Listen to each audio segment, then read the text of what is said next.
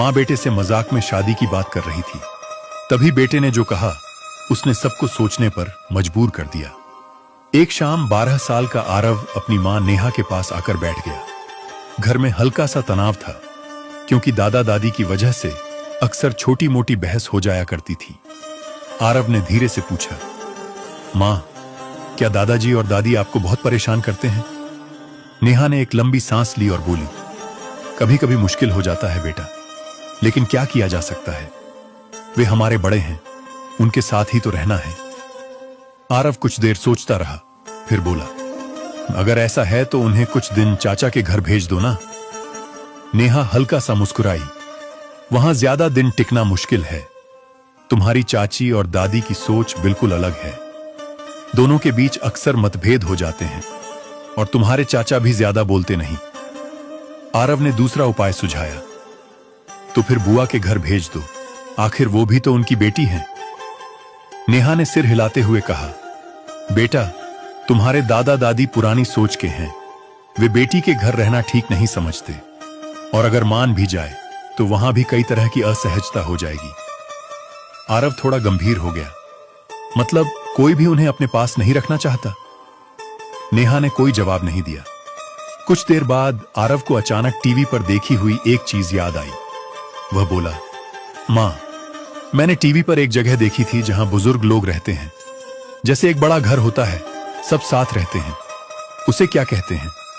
नेहा ने कहा, शायद तुम वृद्धाश्रम की बात कर रहे हो। आरव बोला, हां वही। अगर सबको इतना मुश्किल लगता है तो उन्हें वहां भेज देना चाहिए ना। नेहा थकी हुई आवाज में बोली, कभी कभी ऐसा ख्याल मेरे मन में भी आता है। सुबह से रात तक घर और उनकी देखभाल सब संभालते संभालते बहुत थक जाती हूं। आरव ने भी अपनी शिकायत जोड़ दी, दादी मुझे भी बार बार समझाती रहती हैं, टीवी कम देखो, मोबाइल मत चलाओ, पढ़ाई करो, जैसे मैं छोटा बच्चा हूं। नेहा ने प्यार से उसके सिर पर हाथ फेरा, तुम अभी सिर्फ 12 साल के हो, हमारे लिए तो अभी भी छोटे ही हो।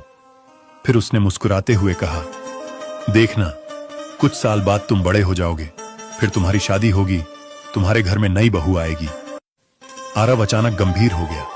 उसने कहा, मां, एक बात बताऊं, अगर आप लोग बूढ़े हो जाओगे और मेरी पत्नी आएगी तो उसे भी शायद वही सब झेलना पड़ेगा जो आप झेल रही हो।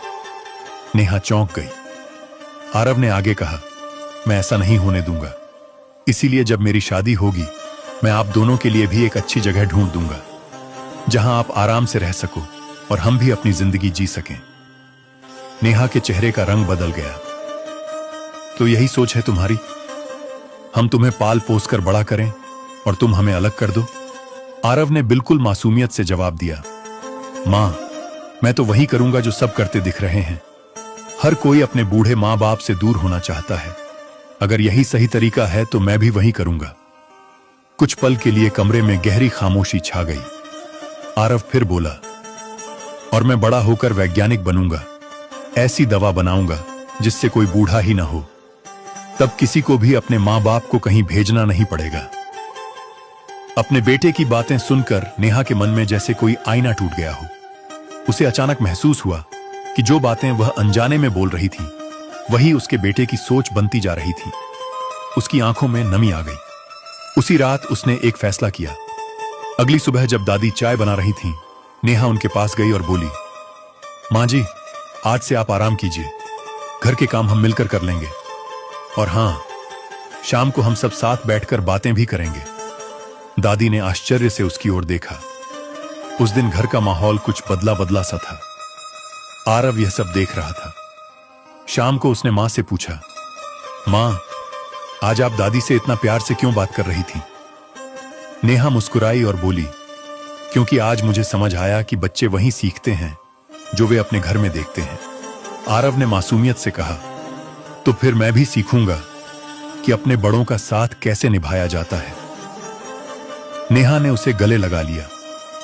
उस पल उसे लगा कि अगर आज सोच बदल जाए तो आने वाला कल भी बदल सकता है। क्या आज के समय में बुजुर्गों को परिवार में सम्मान मिल रहा है? अपनी राय कमेंट में जरूर बताइए।